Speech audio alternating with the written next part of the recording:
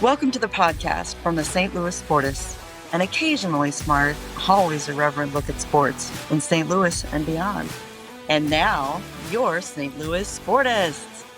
Hello and welcome to another episode of the St. Louis Sportists podcast. My name is Ron Cook and I am joined by April Sechting. Good evening. I have just been swearing a lot and handed 2 shots of whatever my husband gave me, so I'm ready. I'm ready to roll. Well, we're looking forward to this. Doug Lansdowne. So I made it 2 weeks in a row, and I was gone the 2 weeks before that. So for the last month, I'm 500. Well, that'll get you in the Hall of Fame. Tom Mathis. Happy Eve of Blues training camp, everybody. Ooh, yes. And Keith Farrell. Happy birthday to me. All right. Going to be a good day. It is the birthday of Mr. Keith Farrell. In this edition, Mizzou faces an SEC team finally with an uncertain quarterback situation. The Chiefs hit 0-2 and have now lost on not one but 2 continents. Which Cardinals made the most of their runway season? And somehow, City wins a match. The St. Louis Sportists are brought to you by First Coast Steel Buildings. Jason and his team will take your project from design to completion with a family-first approach, and you can learn more at firstcoaststeel.com. And we'll hear more from them later in the show. And we welcome a new sponsor tonight. For the last call, it will be Black Dog Consulting, our old friend Dave Reinhardt. He's here to help the one truck owner and the small fleet owner grow and prosper. Contact Dave at 417-217-1210. Black Dog Consulting, helping you retrieve bigger profits. And we would like to ask you to give us a rating, a follow, anything like that, wherever you get your podcasts. We're on X, we're on Blue Sky, we're on Facebook, we're on the Gram. That's what the kids call it, Keith. The Gram. Used to call it something else. Well, yeah. And our website is stlsportists.com. And it's time for quick hits. And to lead us off, it's April Sechting. Well, any other night, I would say ladies first is just chivalrous, but tonight it's kind of cruel, but I'll do my best. I do, of course, have to report some good news from Kansas City Chiefs land because we've been a little devoid of that in recent weeks, but the long-awaited, by me anyway, Steakhouse 1587, I'll give that a minute to sink in. The new steakhouse, co-owned by Patrick Mahomes and Travis Kelce, has just opened in Kansas City. They had their soft open last week, I believe. I'm still looking for my invite. I'm sure it just got lost in the mail, but It's in the mail. yeah, it's got pretty good buzz so far, and I am looking to make a pilgrimage at some point soon. I'll report. How much does a filet cost, I wonder? I do not know off the top of my hand, That's a good top of my one. head or my hand, but yeah, I'll report back to you. I will do research and report back to you. Yeah.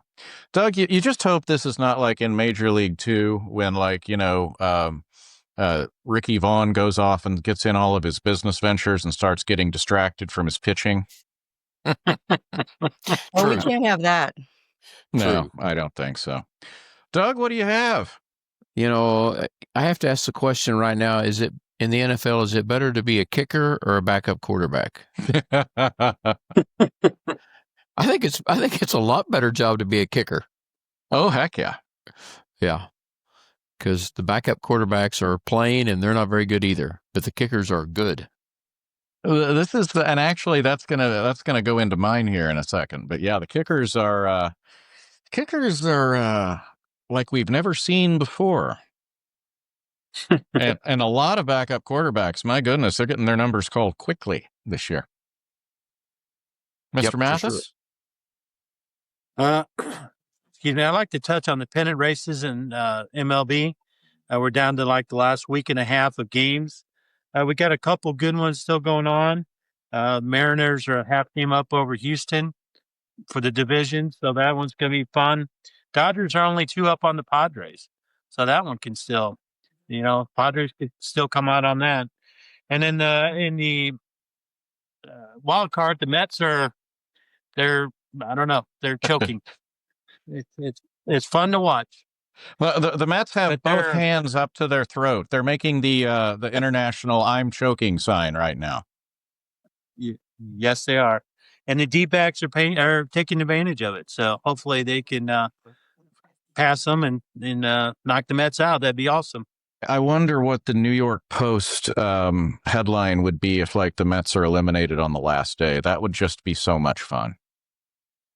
Oh, it'd be heaven. Mr. Farrell. In case you're wondering, the 40-ounce Wagyu tomahawk steak is $345 at the 1587 Prime. Can we expense that?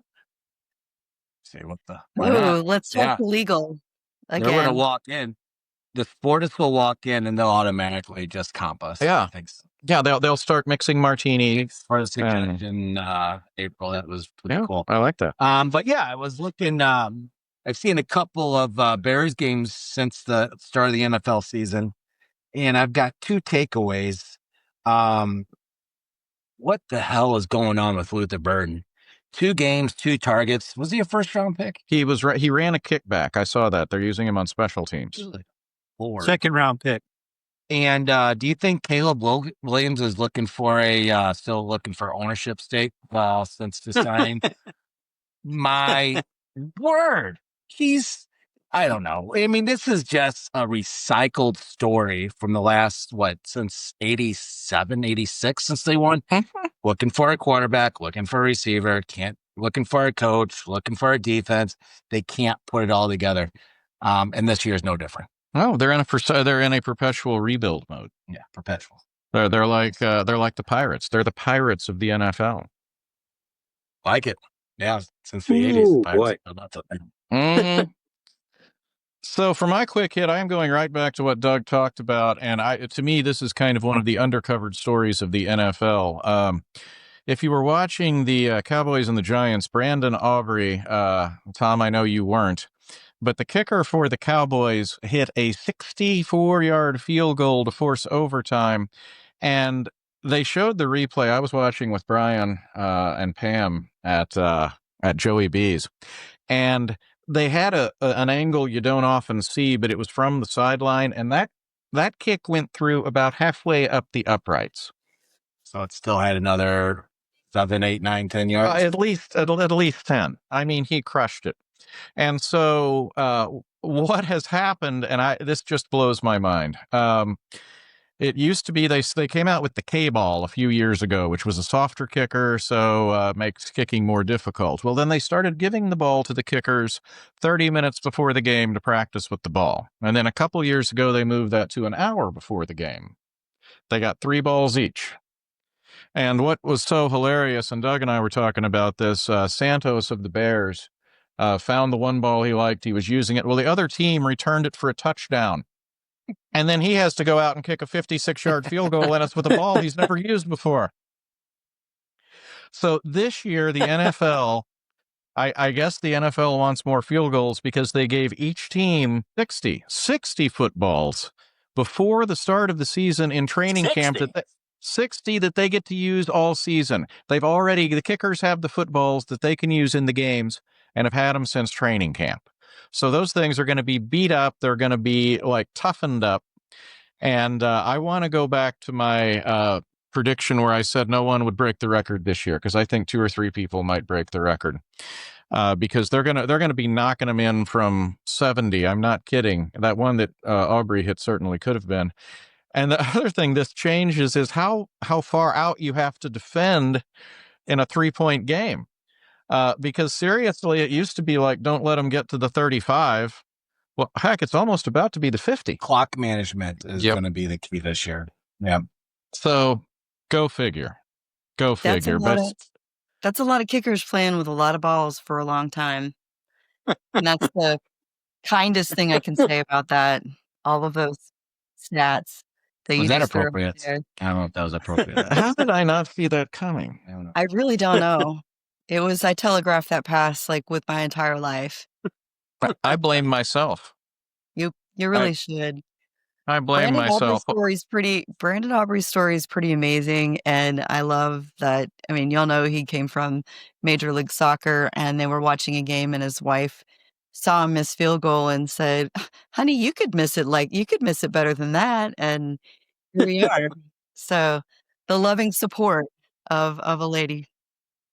I worked with someone that played college soccer against Jeff Wilkins, and they said that he was basically like a Michael Jordan on the soccer pitch.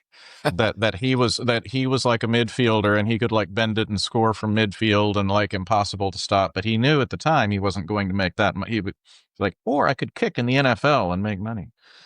Speaking of the NFL, April, the Kansas City Chiefs in their rematch against the Eagles have fallen to 0-2.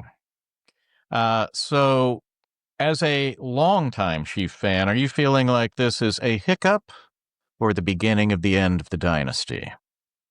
Having been a Kansas City Chiefs fan for better than 5 decades, I would be a sad excuse for one if I gave up this quickly.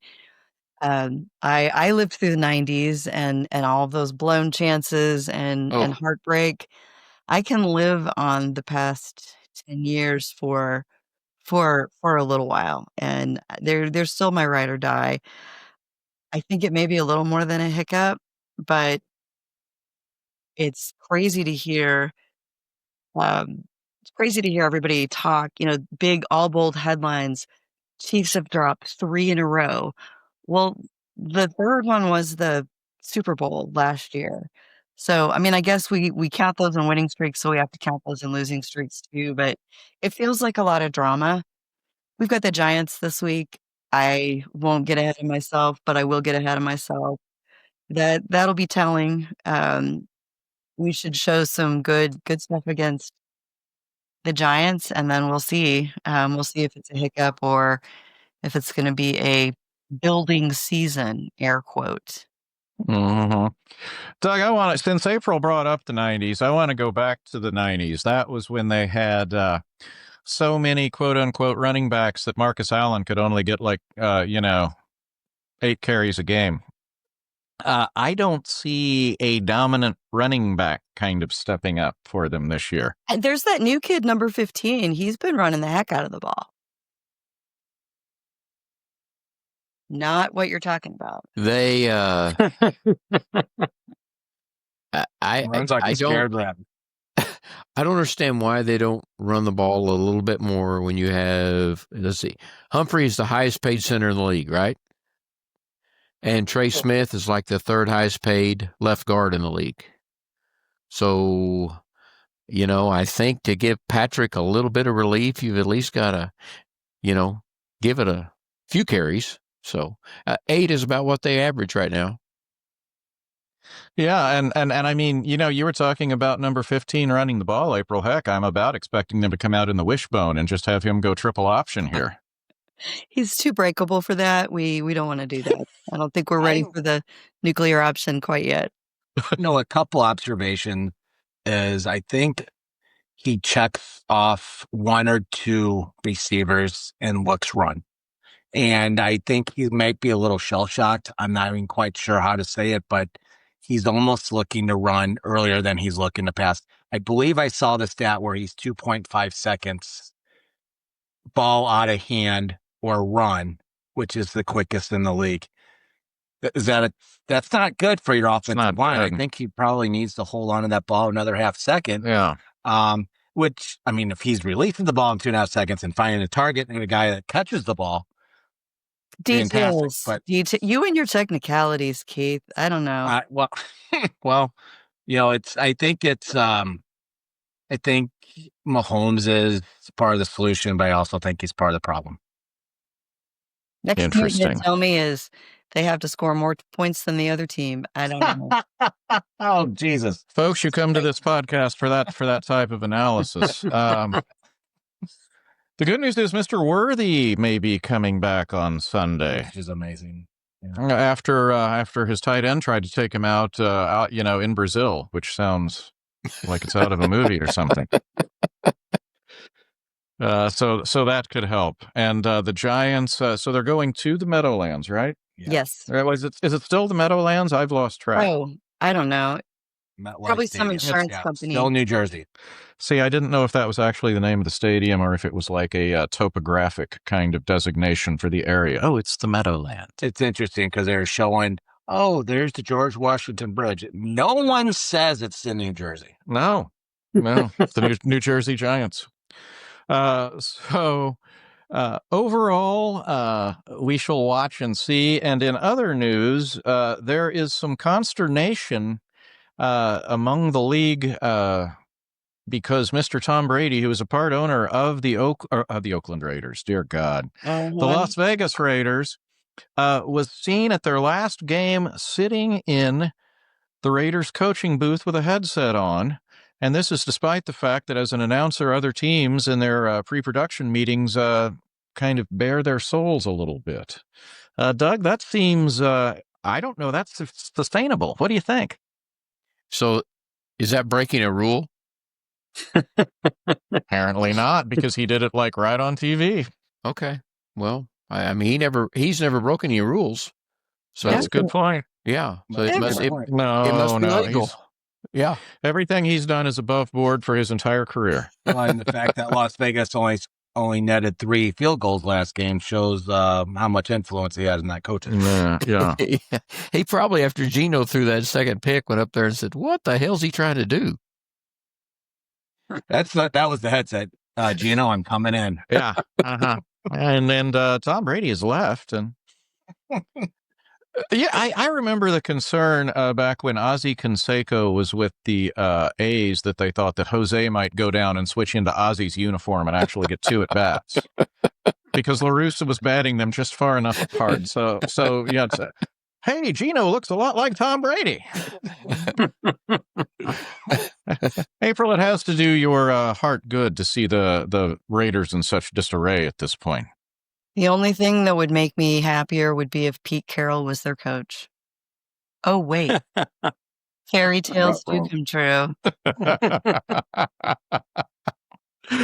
Oh, dear. Well, that's factually correct.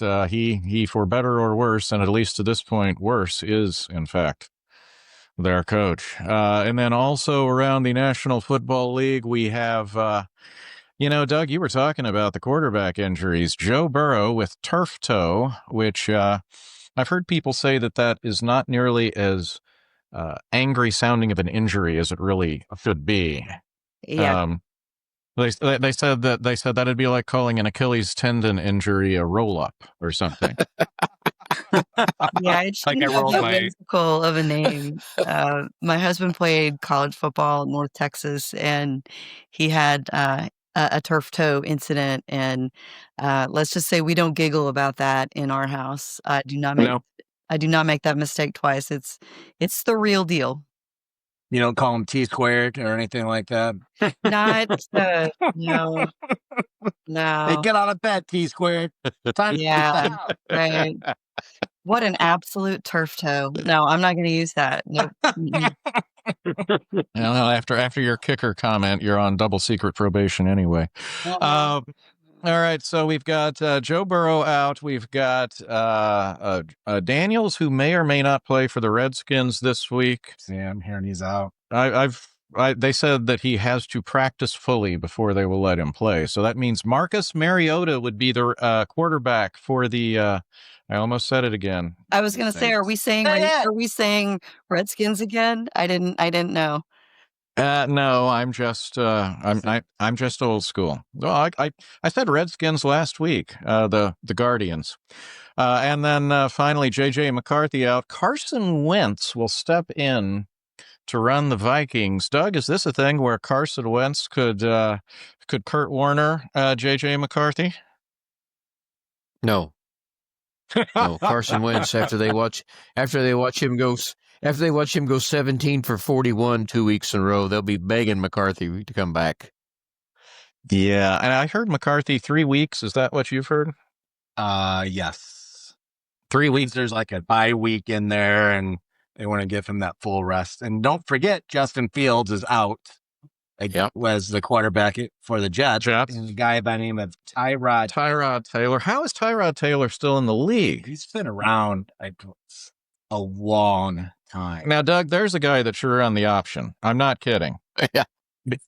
Because he has the accuracy of that old Coleco Mr. Quarterback thing, where you'd set the timer and it would just, like throw the ball about 6 feet. Every route became a comeback. Tyrod Taylor. Oh, he was terrible. And a former Viking. So now we move to the world of college football. Tom Mathis, your University of Missouri Columbia Tiger dispatched the Ragin' Cajuns of Louisiana Lafayette. It looked like they barely broke a sweat. Yeah, this game, you didn't expect much of a challenge, but there was even less than I expected. They were just very dominant, offensively and defensively. So this is a kind of game that in previous years, they would let them stay in the game. They win, but they'd let them stay in the game, and they didn't this year. And that's what excites me.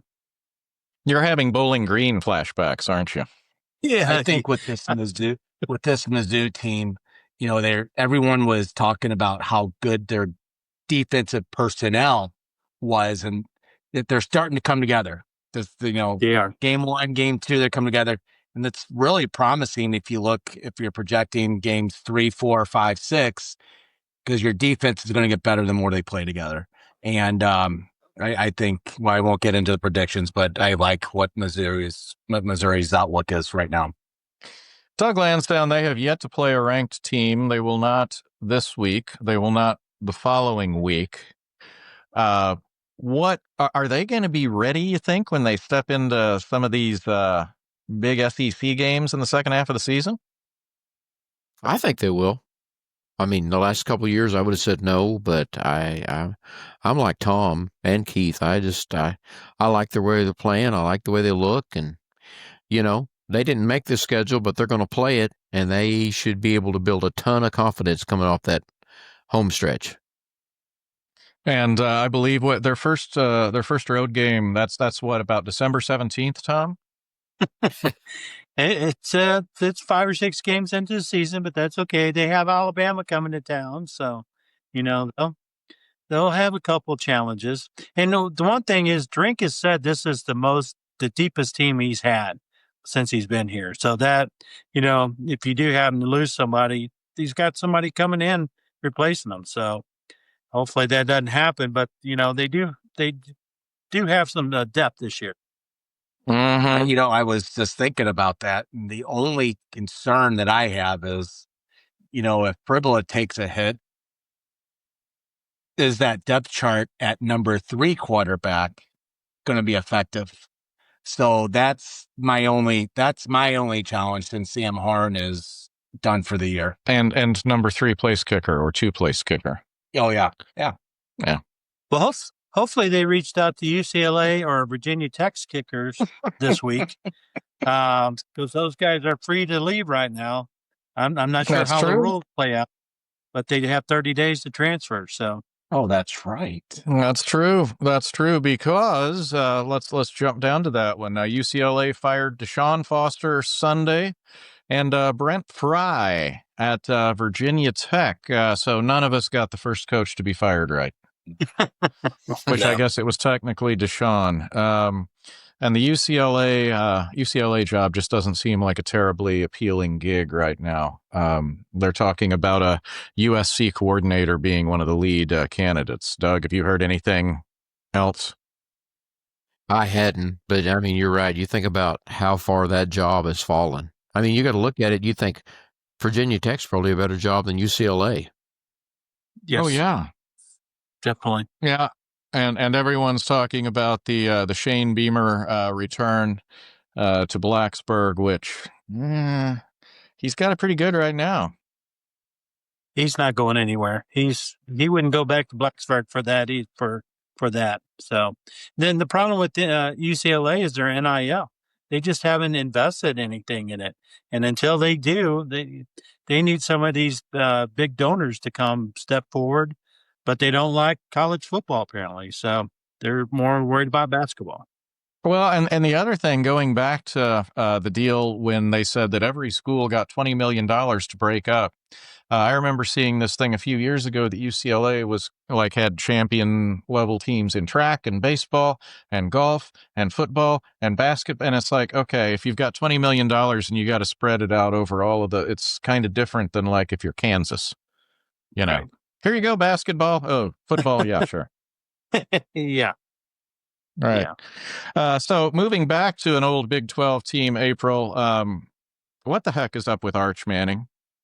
It's his second year as a quarterback in the NCAA Division I. I mean, just whatever his last name, whatever his pedigree, he's a second-year quarterback that didn't get a ton of play last year. So this is his first real opportunity. And I think the expectations are just ridiculously and unsustainably high. Yes, these kids are getting paid millions of dollars now in NIL money and other money that I'm not going to try to name, but it's there. And that doesn't change the fact that, they're late teens, early 20s. I have confidence that he's going to figure it out. I think he's got the perfect coach for that. I think Sarkisian is giving him the opportunity to become the player he knows he can instead of micromanaging him. He's talked about how he has to let him figure it out. And I believe that the rest is going to figure it out. This is a game. This is not Ohio State this weekend, far from it. So I think there are high hopes that lower pressure on this game can really help him show out. I loved Sarkisian's line to him at halftime that said, "You're not a quarterback until you've been booed." That's one way to say adversity. It is. Yeah. It is. And speaking of being booed, I think a lot of AP voters are being booed because Notre Dame is 0-2 and still in the top 25.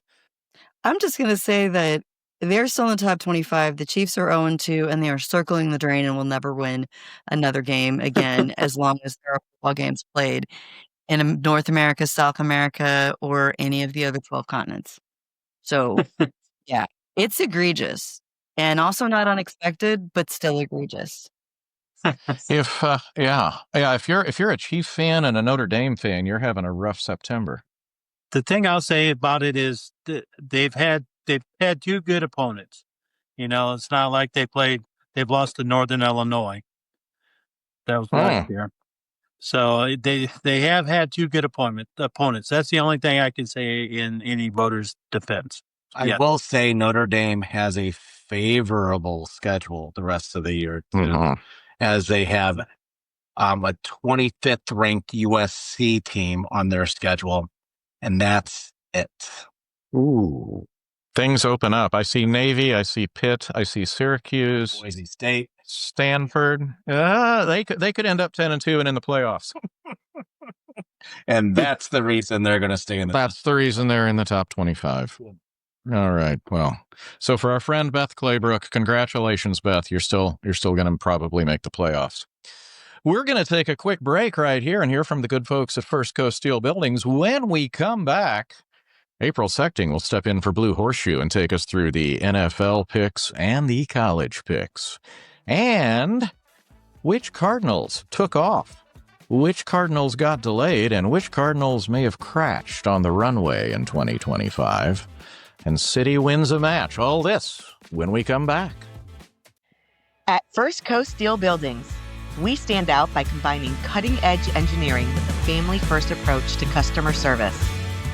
Every building is custom designed, ensuring a perfect fit for your location and purpose, while our galvanized steel guarantees durability and resilience.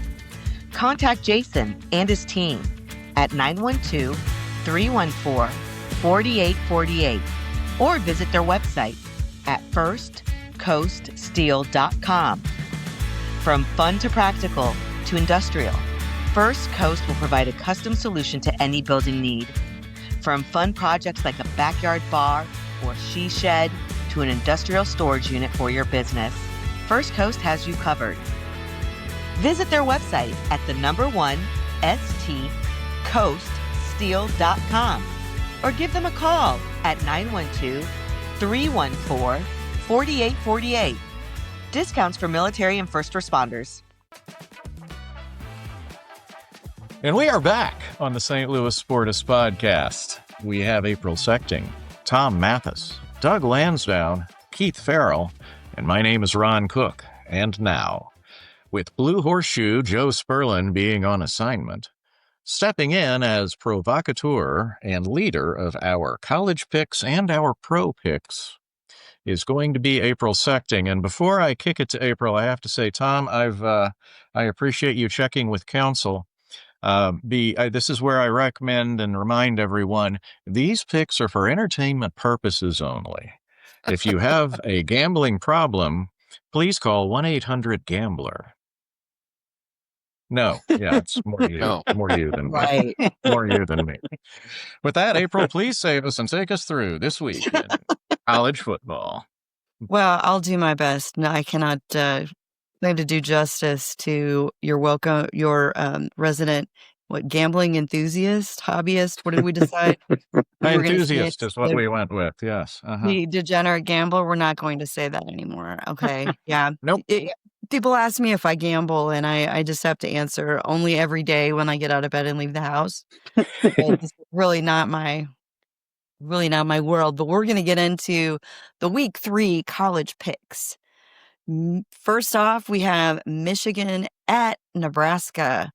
Michigan is the 2.5-point favorite. So let's go to Doug first. I like the Huskers. How about you, Tom? I'm going with the Huskers as well. Underwood hasn't done hardly anything and nothing to impress me yet. So going Huskers. All right, 2 for Huskers. How about Keith? I'm going to take the Wolverines. Nebraska has had wins against Cincinnati, Akron, and the big powerhouse, Houston Christian University. I think they're the Huskies. I think I figured that out, right? We thought that was a made-up school. Yeah, I thought it was made up too. They played in blue chips. Play that prior to playing Michigan. Yeah, It's terrible. Yeah. So I picked Michigan because Nebraska used up all their scoring against the Houston Christian University Huskies. They used to be Houston Baptist, we found out. Yeah. Whatever that means. Ron? I agree with exactly what Keith said for exactly the reasons he said. Michigan. Auburn at Oklahoma, with Oklahoma as the 6.5-point favorite. Let's start with Tom. I'm going Oklahoma mostly because they're at home and feel a little bit better about Mateer than Auburn's quarterback. All righty. How about Keith? My notes here say Sooners at home. Enough said. I'll take Sooners with the points. My notes say half and half.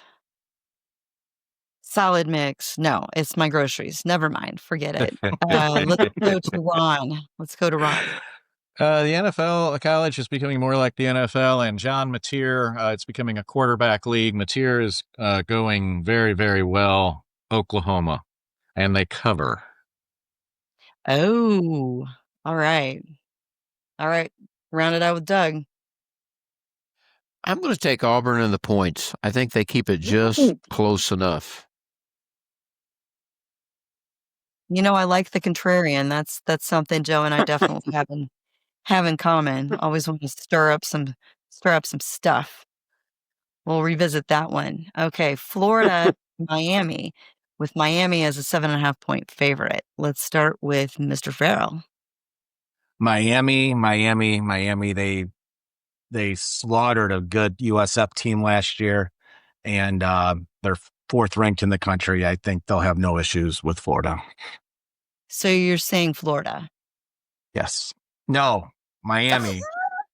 Miami. Did I say Gotcha. Florida? Oh, okay. That's Miami, what you said Miami. 3 times. Holy smokes. The only thing worse than me doing that is that it worked. It did work. So sorry. I am so sorry. Good Okay, Lord. Doug. It's like save a us. train wreck. I couldn't stop it. Save us, Doug. Miami wins and covers easily. All right. Ron? I think Miami wins. Okay, I'm going to say the exact same thing I said about Florida last week. I said LSU would beat Florida and cover, but not by much. And lo and behold, it was 10 points. I see something like that again this week. Everyone forgets that Florida has like 3 future NFL dudes on that defensive line. They're not a joke. They can rush the passer and stop the run a little bit. So Miami covers, but not by much. All right. And Tom. TJ Lagway's already thrown 3 interceptions going into this game. I'm taking Miami. You don't think he got them all out of his system last week? He did That'd not. be one way to look at it. Okay. Sorry, Gators, you are blanked by the Sportists. I was actually typing a message. I'm sorry, April. I was actually typing a message in the Sportist chat that he'd thrown 4 interceptions, and while I was typing that, he threw his 5th. And I'm like, I can't even get a text off with this clown throwing the ball all over. I changed the channel after his 4th interception, and before I could get to another game, he'd already thrown number 5. So I don't even know what to say to that. Poor guys. Okay. We're going to move on to South Carolina at Mizzou. Mizzou is big favorite by 11.5. Let's start with you, Ron. You know, if Janoris Sellers plays, I think it's a different, closer game, and Missouri doesn't cover. I think they win, but they don't cover. If he doesn't play, considering their backup got obliterated by Vanderbilt, I think Missouri has a possibility of having an easy and relaxing game. So I will say Missouri covers because I don't think Sellers is going to play. Got it. Okay, Keith? I think Mizzou covers. I think Mizzou's going to score a lot of points. All right. Definitive word on that. Tom? I'm going to say Sellers plays. Mizzou wins, but the Carolina covers. So it'll be within 10 points or so. All right. We got one last college game, Illinois at Indiana. Let's go back to Keith. Oh, Indiana's a 5.5 point favorite. Which is crazy. You got a 9th ranked Illinois team going into Indiana as an underdog. I don't know where Indiana turned into this juggernaut. But I want to pick Illinois. It's a mature team. They got with returning, I think, 19 starters from last year. 22. That's got that team playing at its best. I think he went into the locker room last weekend, almost broke his hand trying to keep this team up, and that's exactly what this team needs to keep this ride going. And they're gonna win by double digits. Joe had something similar to that happen with his hand as he was holding his team up single-handedly, right? Isn't that how the legend? The whiteboard story, Doug. We'll let Joe hit that one. Speaking of Doug, Yeah. I realized I got a little ahead of myself. Didn't let Doug pick South Carolina or Mizzou, so we'll give him 2 picks now. We'll start with your South Carolina at Mizzou, Doug. I am right on with Tom. I think Mizzou wins, but I'll take South Carolina in the points. I think they keep it close. They'll probably return a kick or block a punt or something like that. And I'll take Illinois and the money line. I think they put a thumping on Indiana. Boom. Put me down for what Doug said. For what Doug and Keith, what Doug said, and for the reasons Keith said. Didn't Keith say Florida? No, that was way before. Okay, I'm sorry. Tom, could you save us from this segment, please? Illinois and Indiana. Who's your pick? Birds out to prove a point. Illinois. They're going to blow them out. Bert. All right. Well, that was for Joe. Yes. Bert's till it hurts. Okay, here we go. And April, as you know, Tom is a conscientious objector on the NFL picks. He will not be partaking. Thank you. I will not be part asking then. You can send your complaints to S. Kroenke in Los Angeles, California, and I'm sure he'll get it. I don't think we can do that anymore. All right, let's start out the NFL picks with Pittsburgh at New England. with Pittsburgh just slightly favored by 1.5. Let's start with Keith. I'll pick New England, home field advantage. Flip of a coin game. All right. How about Doug? I will take Pittsburgh and those points. All right. Pittsburgh and the points. Yeah. And Ron. The Mud Hut Express rolls on. Comeback player of the year, Aaron Rodgers, leads the Steelers to a win, a money line win at New England. Right on. Wow, that was the most love I've ever heard for Oh, no, Aaron. never. They're the favorite. Never mind. Yeah. Well, that means Yeah. I won. Right. Still, I'm blown away. I didn't know you were such a fan. I'm not. I'm just sensing his aura. Did not have that on my Sportists bingo card, and yet here we are. Las Vegas at Washington. You already know how much I love one of those teams, but not part of this deal. Washington is a 3.5-point favorite. Doug. So Daniels did not practice today. Is that correct? Did not, and they said that he would have to be a full participant in practice before he could play. I'll take the team with the patch over their eye and the points. Wait, which one is? I can't keep. Yeah, okay, I got you. Okay, Ron. Same. I think that the Pete Carroll genius pulls it out. Well, that's just mean, but okay. Oh, I was looking at my notes here and I accidentally typed in Las Vegas. So I'm going to have to do Washington with the points with a capable Marcus Mariota as the backup.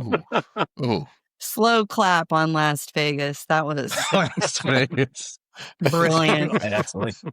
Brilliant. It's right there. I'm looking at it. It's right there. Let's move on to more AFC West fun. Denver at LA Chargers, and the Chargers are 2.5-point favorites. Ron Cook is nodding, so you get the nod for first pick.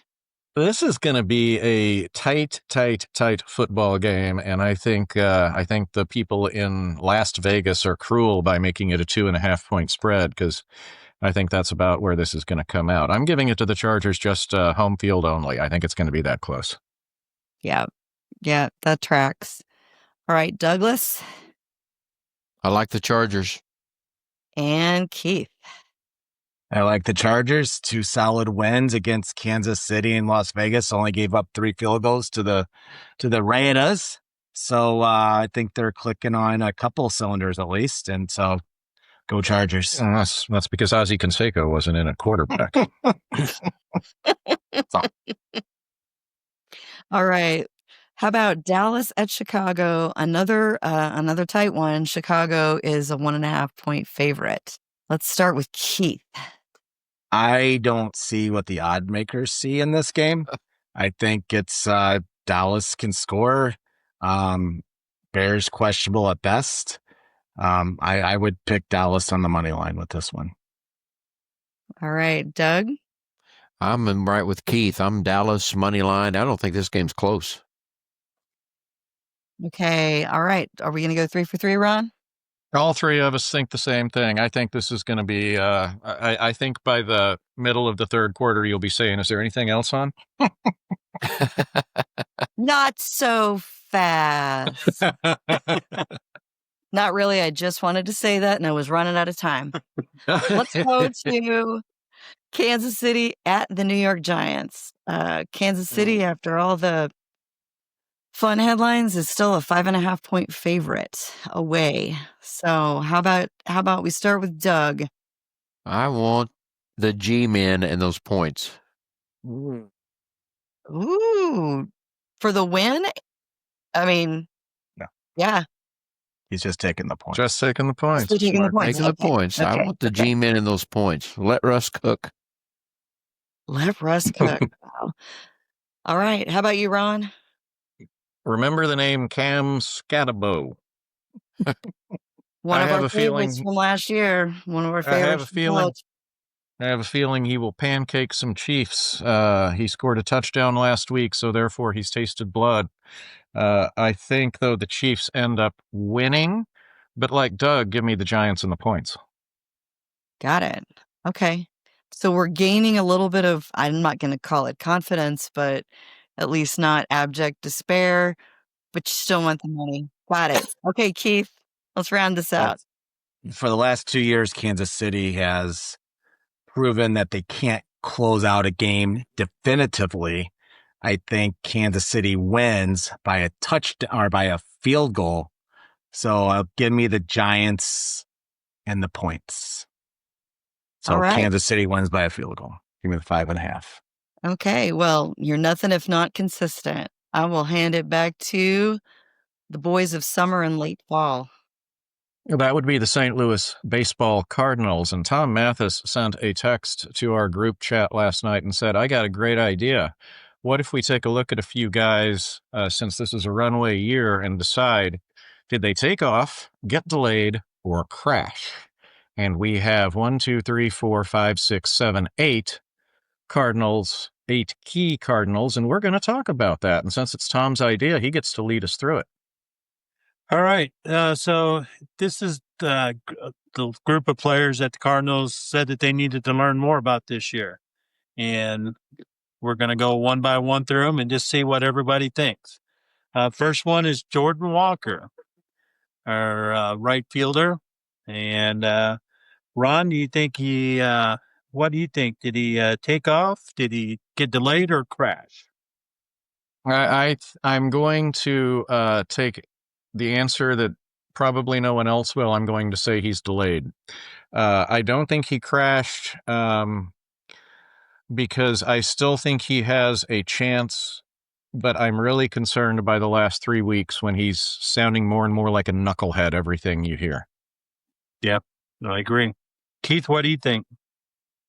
Absolute Space Shuttle Columbia. I think that one crashed, right? Yeah. Or disintegrated. That's dark. Okay. Yeah. So 101 games, 117 strikeouts. Knucklehead, to say the least. When you get called out by your coach, your hitting coach, publicly, they know 100 times more than we do. Yeah, poor guy. He's done. Okay, Doug? I won't be quite as raw. I won't be as raw as Keith. I was going to say preferably without a air disaster. Yeah. I think he slid so far off the runway he can't get back onto the runway. So I'm not sure he knows where the runway is. yeah, he doesn't. He's still swinging at it. He went to go fly a kite when he went outside on the tarmac.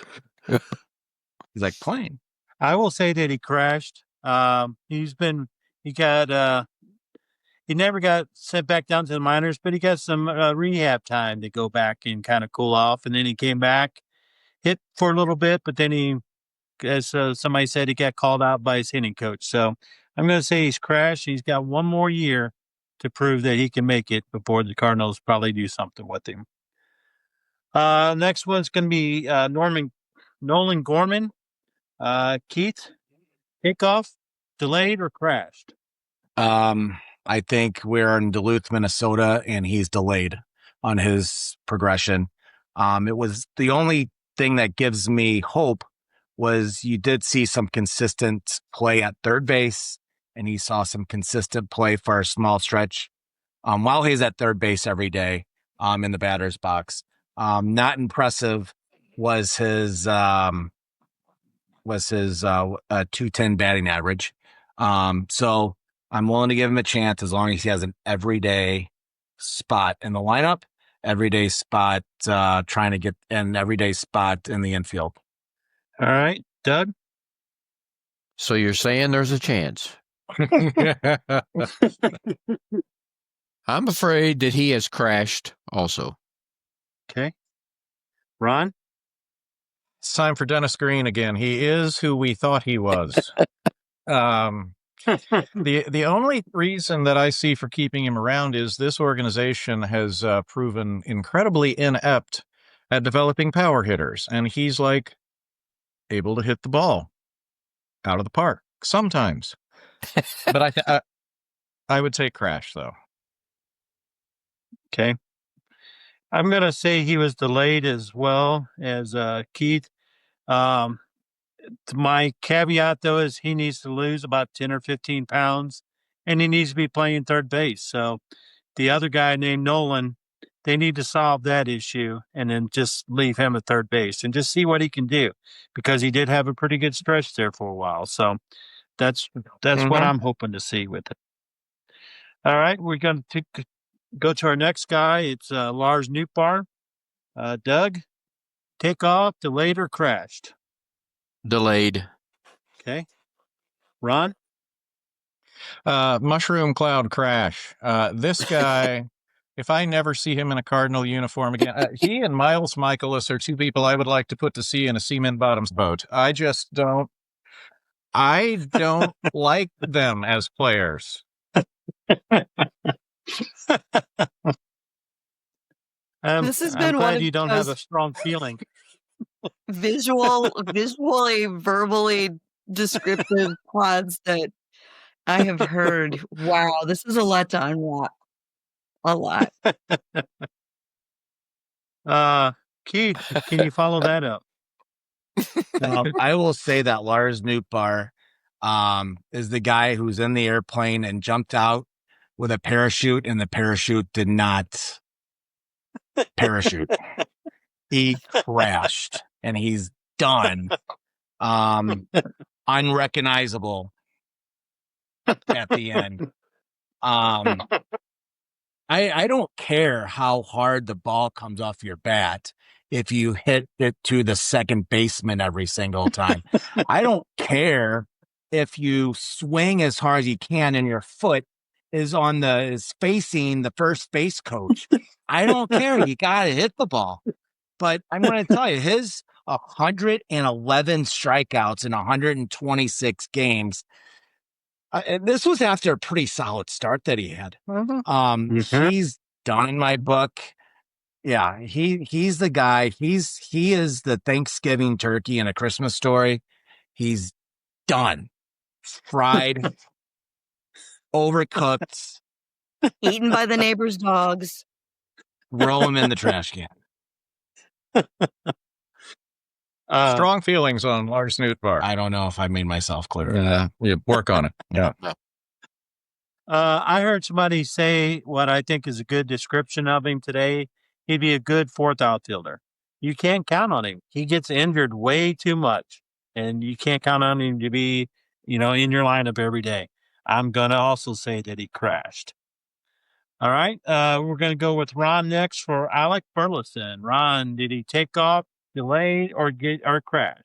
Yep. There was an episode of The West Wing where that was the symbol.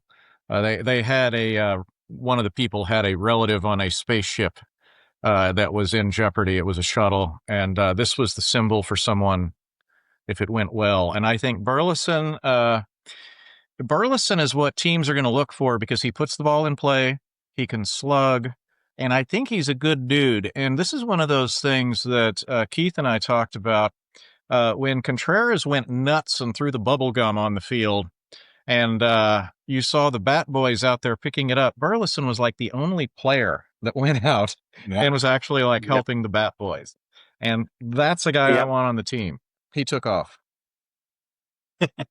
I watched that episode of West Wing last night, by the way. So seriously, very fresh in my mind. Seriously.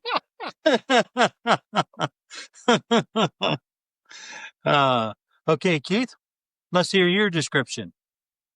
Well, I think Alec Burleson is flying the friendly skies. He is the only hope that this lineup has when it came down to what do we have in this guy?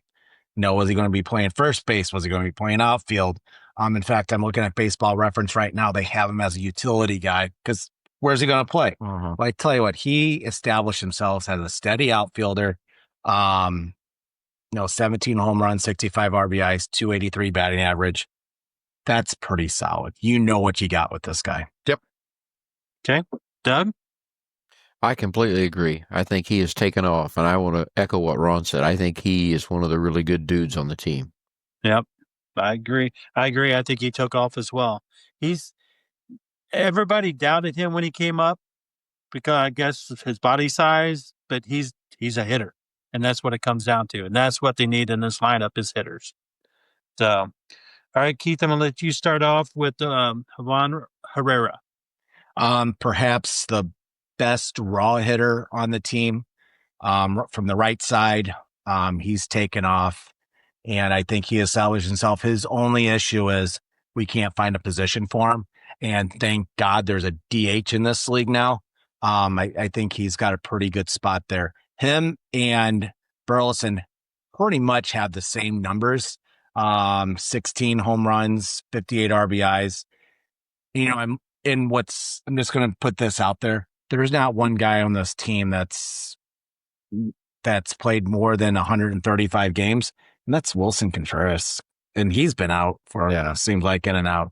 So, but everyone in this lineup has had some struggles. But getting him on that lineup is a good thing for the Cardinals when you see that name in there. Yep. Doug? Yeah, I think he's definitely taken off. I like his approach. I think he's got the best approach at the plate of anybody on the team. Ron? He has taken off. He is a potential 2, 3, 4, or 5 hitter. I don't think he should hit lower than that in the lineup going forward. Right. I agree. I also think he's taken off this year. My problem is that your best two players who in the runway era, Burleson and Herrera, they really don't have positions. That's what, I mean, they'd both be good DH or good. Burleson can play first base, but you got this guy named Wilson over there who wants to stay here, and that's where he's going to be playing. So where do you play them both? That's the issue. And that's what bothers me with this team. They have repetitiveness all over the place. Let's go to Victor Scott. Doug, did he take off, get delayed, or crash? I think he's delayed just because the way he started off at the plate and then he just tanked. You know, I don't know. I think he's just delayed because we still don't know, how good of a hitter he can be or if he can hit the way he needs to hit at a major league level. Yep. I understand. Ron? Exactly what Doug said. The thing that I would add is he a fourth outfielder? I know we've thrown that around a couple of times. Is he a guy that you put out there? It's almost like you have to pick the pitcher. You don't want to throw him out there against someone that's just going to carve him up because, you can't throw him out there against a good lefty. You don't want him batting against Paul Skeens. It's like if you got a guy with a 4.91 ERA, okay, this is a Victor Scott game. Let's put him out there. Is that damning with so he can praise? play against Miles? Yeah. Keith? You got to think about this one, but I think he's crashed. And the reason I think he's crashed is, what do you want in your center fielder? You want speed, you want power, or average. He's provided nothing. We gave him plenty of runway to do it. He's provided decent defense, but he is absolutely not what you want at the plate. If you're going to go with speed, you want him at the top of the lineup. He's number 9 hitter. And they've given him plenty. They gave him a whole year to get this thing figured out. He's nothing but a Michael Ciani. I'm an advocate for Nick Church right now. Put him out there and see what he can do. If we gave Victor Scott the runway next year, we ought to give Nick Church the runway. So I'm going to cheat a little bit and say that he's on the tarmac. I don't know that he's really delayed, but he didn't take off. But my problem is just what Keith brought up. Is he any better out there than Church is? He's probably a little bit more speed, but I don't know if he's any better than that. So, he's good defensively. Tom, is this one of those nightmare scenarios where he's on the tarmac, but they can't serve drinks and you can't go to the bathroom? And it just gets really hot. Exactly. Yeah, it gets really hot. Yep. Yes, exactly. Yeah. Yeah, it's gonna be rough on him. So, but Those are the worst. I think my disappointment in him, I mean, I expected a lot more from him. And I think I don't know if he's ever going to be a good on base guy. So maybe you kind of trade him. And again, it's the repetitiveness. You have Scott, you have Church. There's not much difference in the players. So we got to thin those players out this off season. So let's go to our pitchers in this list. We're gonna do them together. Matthew Liberatore and Michael McGreevy. Ron, what do you think? Did they take off or get delayed or crash? We have 2 takeoffs at the same time, just like the shuttles in that Bruce Willis asteroid movie. Remember when they launched the shuttles at the same time? Both of those guys, and for different reasons. Liberatore made he had that one little dead arm thing. But other than that, I mean, he's still making starts in late September. Good on him. I think he's established himself as a starter. McGreevy, the sky's the limit. That guy's just fun to watch pitch. He's going to be very good. Yes. Keith? I agree with Ron. I think we've got 2 planes that are destined for they got 2 full tanks of fuel, and they're going to fly cross country. And I look forward to them having good seasons next year in the rotation. It probably has a 3-4, 2-3-4, or 2-3 guys, but definitely higher end rotation, mid to higher end rotation. Mm-hmm. Doug? Yep, bingo. I think they both took off. So credit to Keith on Libby. He wanted to see him out there and thought he could do the job. And, McGreevy, he won last night, and he was pitching for the JV team, and he won. So he threw a shutout. So I've heard a stat about McGreevy where since August 1st, after the trade deadline, he's been like 6th in innings pitched, which is pretty phenomenal for a rookie like that. And he's come at a great time, when they needed that little pick-me-up. So I agree. I think they've both taken off, and I think that they're both going to be in the rotation next year and for the, few years after that. And that's our take on the Cardinals runway players of 2025. Next year, we'll talk about the 2026 runway players. Thank you for doing that, Tom. I really like the concept since we had runway kind of beaten into us all summer. And we'll do our St. Louis City. We've been saying that they get as much time as they deserve, which is 1 minute. But they won 2-0 in Montreal. It was a clean sheet.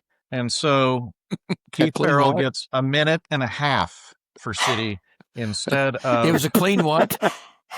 It's a clean sheet, Doug. That's a soccer term. Soccer term for a shutout. It's a shutout, basically. Keith Farrell, go. I don't. The 1 minute and 27 seconds going to still be a lot. So, couple of takeaways from this game. They went into Montreal and they beat the worst team in the league. Okay, so I think we're the second or third worst team in the league. So I'm not throwing candles and icing on that cake. So, but I will say, Marcel Hartel scored a goal, which was a kind of a nice goal. Shocking. What was even more impressive was that João Klaus notched his first assist on his goal. What? Yes. So I looked at a couple things. I'm like, well, of course, João Klaus is a 35 seconds first guy, right? Mm-hmm. Well, I looked at Lionel Messi's stats. He's got 20 goals and 9 assists and 21 goals and 11 assists last year. Hey, João, pass the ball. That's the moral of the story. Conrad Walden scores a goal. All right.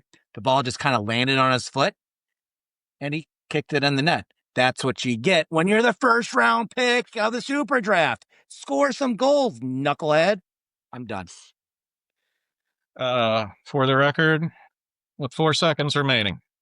Look, nicely done. And under budget. Well done. Nicely done. With that, it's time for the last call, and the last call is brought to us by our new sponsor, Dave Reinhardt and Black Dog Consulting. Black Dog is here to help the one truck owner and the small fleet owner grow and prosper. Dave has 37 years and 4 million plus miles of experience. Doug, we've known him for all 37 of those years and all 4 million miles. He has also experience with the flatbread, the flat bed, not the Okay. flatbread. Delicious. He Delicious. is Delicious. he is a connoisseur of fine food. I'm sure he does have experience with a flatbread as well. A steep deck, overdimensional, dry vans, and refrigerator units. His operations experience as a small fleet manager has let him grow his last fleet from 1 truck to 5 with a yearly gross revenue of $3.7 million. If this is the growth you're looking for, give Dave a call at 417-217-1210, or you can email him at oldblackdog0523@gmail.com. Black Dog Consulting, helping you retrieve bigger profits. And with that, April Sechting, what is your last call? My last call, of course, is an ode to the past. As you know, Ron and I graduated from Missouri State University. Go Bears. And this is their first year playing in the bowl-eligible subdivision. So last Saturday, our Bears led the SMU Mustangs 14-0 with just a few minutes left in the second quarter. It was glorious. That didn't last into halftime, and we won't talk about the final score, but go Bears, that's my last call.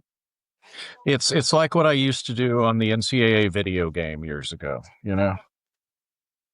It was awe-inspiring. The stadium looked good, and as Tom pointed out, we were on big ESPN or big CBS for a while because the main game was in lightning delay. Yeah, it was amazing. I thought it was an out-of-body experience and a beautiful. It really was. Mhm. Really was. Doug Lansdowne, what do you have? Well, this is a birthday tribute, but not to Keith, even though he probably deserves it. So, you know, the last good old boy who's fought the NIL and fought everything, Dabo. You know, today's his birthday, and if you didn't hear his rant, you need to listen to it because it was pretty good. So, you know, he sounded like he was in a bar. He's about 24 years old, and he was getting ready to whip somebody's ass. Because that's exactly what it sounded like and everything. So, you know, and I'm thinking, you know, he's finally the pressure of big time college football has cracked every other nut, and it's finally cracked Dabo because he threw in the towel. It sounds like Marshawn Lynch vibes there. I have to check that out. With the dash of Jeff Gundy, I liked when he's like, I'm 55. I'm going to be doing this for a while. You're going to have to deal with me. And I just now got old enough to be a really good coach. We won 8 out of the last 10 years. I don't know. Is that good? Is that good? Mr. Mathis. Has become my habit. I'm going to make this week's last call a double. My first thing is the awful announcing. They have released their list of teams' radio broadcast announcers. Number 1 was the San Francisco Giants, which I wholeheartedly agree with. The Padres were number 2. I enjoy listening to their broadcast. Cubs were 3. I'm not going to talk about that. The Guardians were 4. And if you've never listened to Tom Hamilton, I suggest you listen to him. He does a great job, and I love their broadcast. But right in the middle of the pack at number 18 is your St. Louis Cardinals. And for them to be ranked 18th for radio booth broadcasting is that's just horrible to me. It's really mind-boggling, and it really upsets me because I grew up listening to Jack Buck, Mike Shannon, Bob Starr, Dan Kelly. The broadcasts were always number 1. And to be 18th, I like John Rooney. Ricky Horton is he's a good sub-in. That's what I'll say. But he shouldn't be the number 2 guy. So that really bothers me that they're that low. And I can't argue with it. No, it's just, it's not, it's almost mirrors the team. It's just not what it used to be. Yep, it really does. And then my second shot will be happy birthday, Mr. Farrell. Hope you have had a great day. Enjoy it. Enjoy the night. Thank you very much. Appreciate it. And so we don't do a lot of NBA, but I'm going to for my last call. And just when you thought tomfoolery and cheating was college only, did you know that you can cheat in the NBA? I had heard about this. They calling it the Clippers scandal, and I didn't know what it was until this morning. I read up on it. Kawhi Leonard and the Clippers signed a deal, and there's a salary cap in the NBA, just like every sport beside baseball. Technically. And so it turns out that Mr. Leonard received, April, you and I have like 70 years of combined marketing experience between us. We've been at it for a while. That's adjusted upwards for inflation, by the way. Right. There's no way we're that old. Time value of money. Yeah. So Mr. Leonard ended up getting from the Clippers arranged for him to have a $28 million marketing job, a no-show marketing job with a company that happened to be a Clippers sponsor. And so that was just kind of a cool way to pay him $28 million outside of the salary cap, which, that sounds like SMU in the 70s. That's straight up shenanigans right there. So the NBA is angry, and apparently the punishment could be the NBA would void his contract and ban him from re-signing with the Clippers, meaning any team in the league could take him with no money owed. Wow. And Tom and Keith, that immediately made me think of Judge Houston, back in the famous Scott Stevens incident. And for those of you that don't know, the story is too crazy to tell. It's too unbelievable to tell. And it is one of the few sports stories that actually makes me angry and drives up my blood pressure. I believe that decision cost the Blues a Stanley Cup or two. But exactly. I digress. I've calmed down, but yeah, we'll have to see how that shakes out. The Clippers scandal. Mr. Farrell, you get a last word. What? Well, I'll expand on a little bit of that Judge Houston thing. When the Blues went to go arbitrate that deal, I think up in New York, New Jersey, right, with the Stevens deal. Yep. They did not. What's up? They didn't send anyone. They didn't send an attorney. They didn't send anyone who knew how to fight for the deal.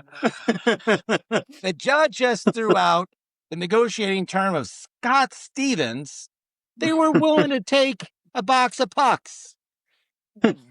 Unreal. So anyway, but my last call, it's pretty dumb, but I'm just going to say this much.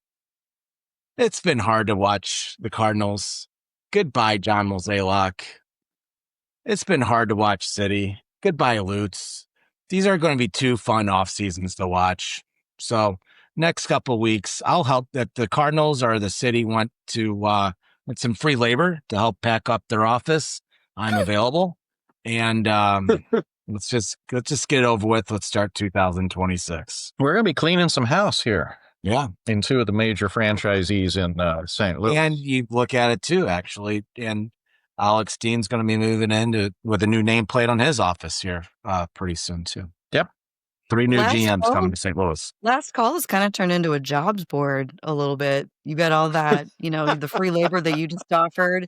Sounds like that marketing company is looking for somebody to overpay. I'm always in the market for that, especially with the, what sounds like their in-office policy. So just a thought.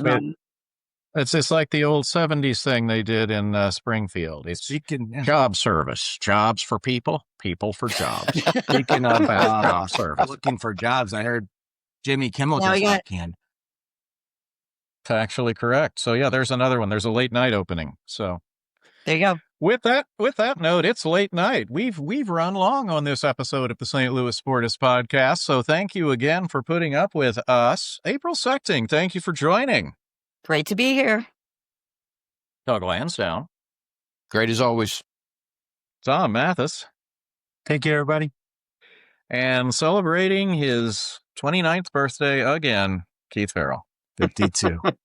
Uneventful years. That's Staying under the radar. That's not true. Straight under the radar. That's true. I know better. And, and dear listeners, we hope you stay under the radar, and we hope you join us again next week for our next episode of the St. Louis Sportists Podcast. And until then, take care. And that wraps another episode of the St. Louis Sportists Podcast. Please like and subscribe to stay up to date on all the latest episodes. You can find these guys on all major podcast platforms. And thanks for listening.